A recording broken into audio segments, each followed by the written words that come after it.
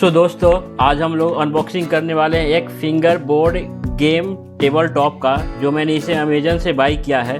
सो देखते हैं ये कैसा है, finger board game table top कैसा है, तो इसको अनबॉक्सिंग करके देखते हैं। और दोस्तों, चैनल को सब्सक्राइब ज़रूर करें, आपका एक सब्सक्रिप्शन मेरे लिए बहुत इंपॉर्टेंट है, तो चैनल को सब्सक्राइब ज़रूर करें और पूरा वीडियो ज़रूर देखें।